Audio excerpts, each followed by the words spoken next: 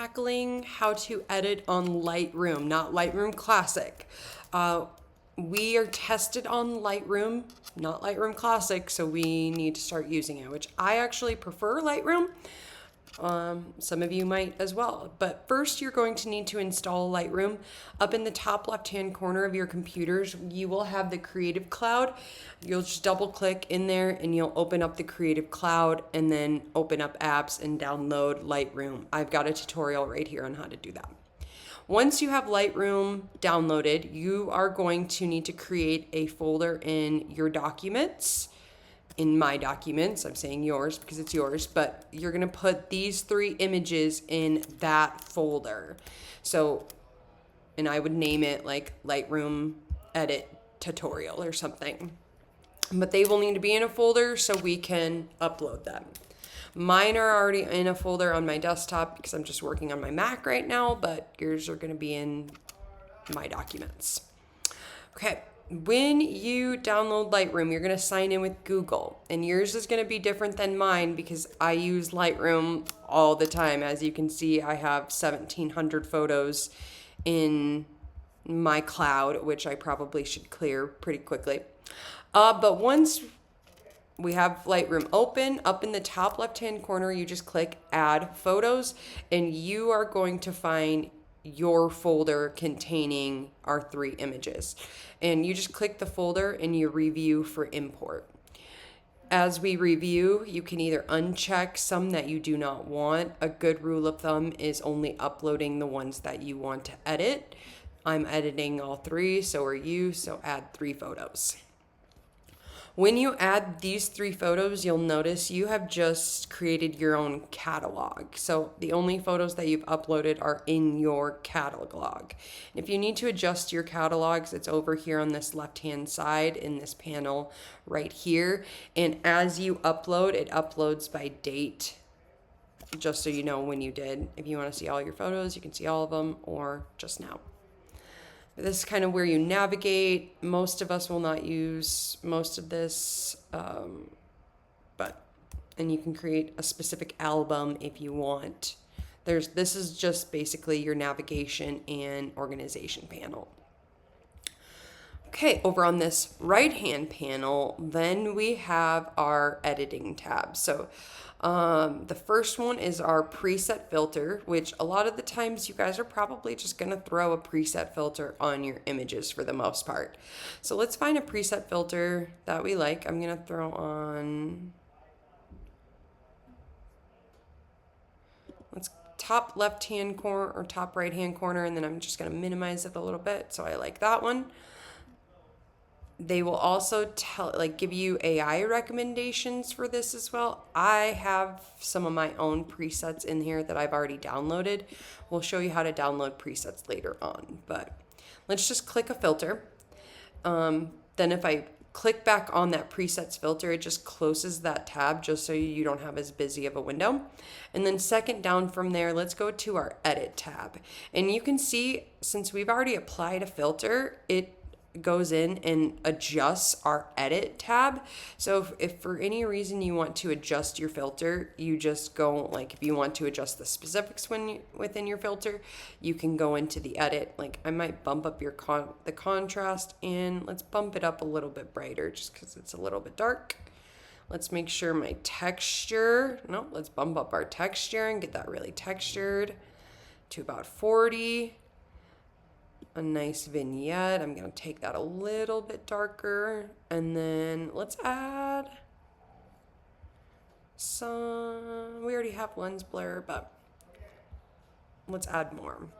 So lens blur, we have to apply it, and it's going to be using AI to analyze the photo.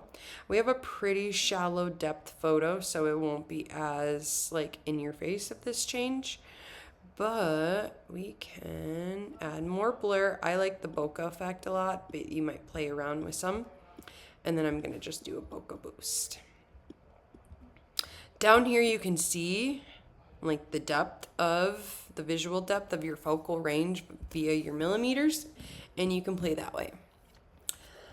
Let's go and just do a simple crop to this photo as well. So as you crop something, I'm going to turn that on.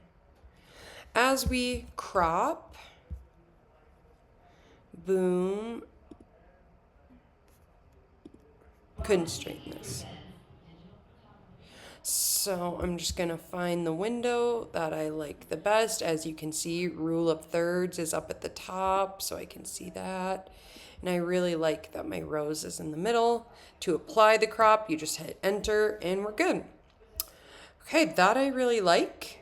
So let's move on to the next one. So to move on to the next one, you just click on the next photo. The beauty of Lightroom is it automatically saves.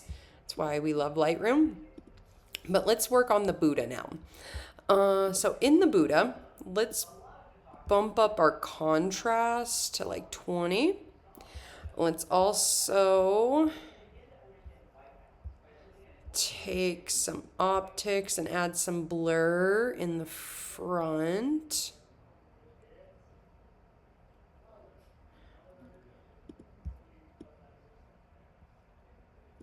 Boom, right there. Let's make it a little bit shallower.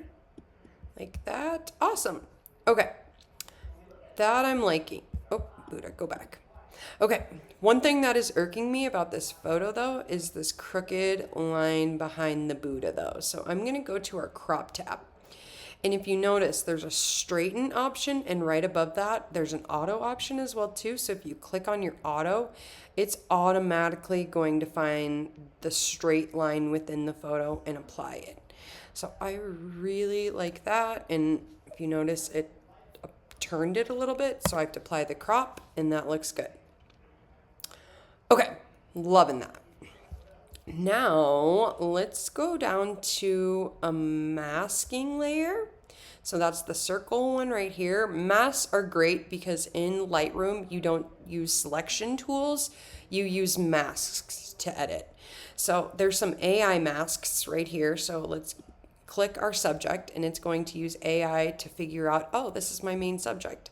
And let's bump up the darks a little bit. Ooh, so really shiny and a little bit more contrast. Why not?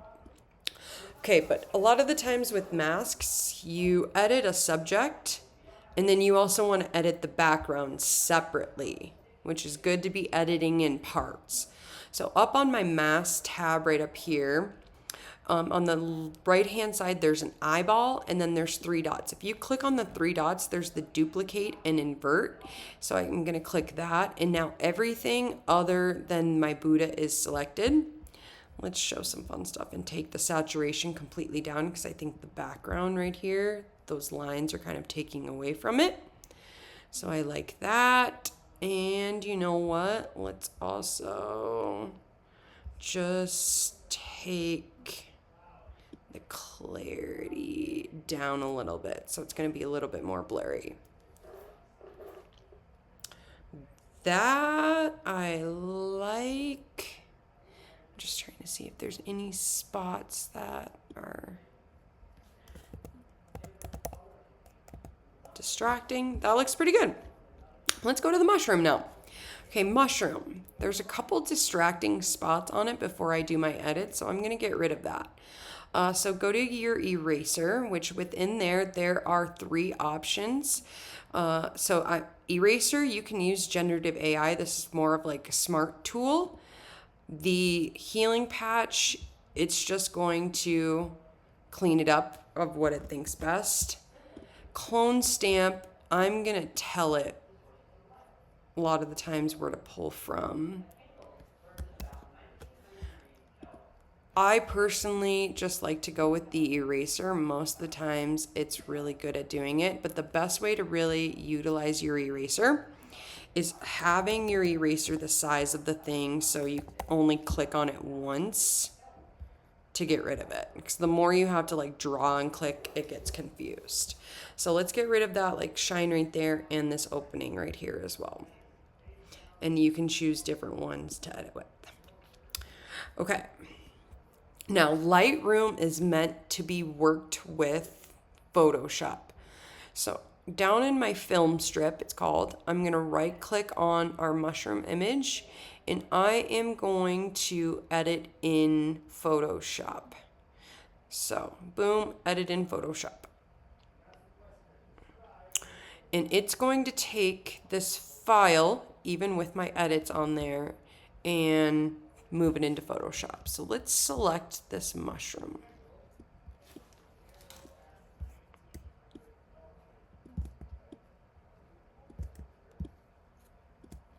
I'm just going to copy and paste it.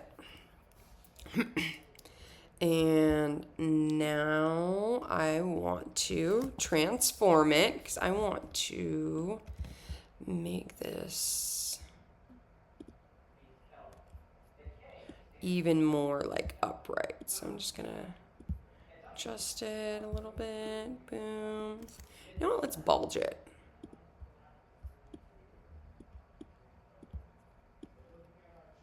Really like, whoa. So voila, let's do that. I'm gonna crop it a little bit just so it's smaller. Voila. And then I can hit Command S and it will save.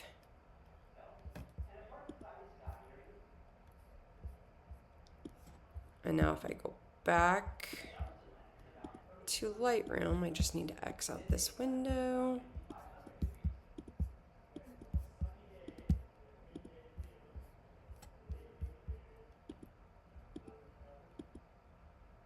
Just give it a little bit of time, but it will sync. I might just need to close this.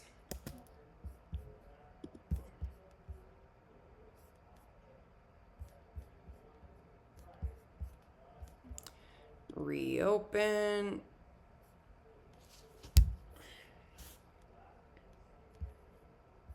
And there it is.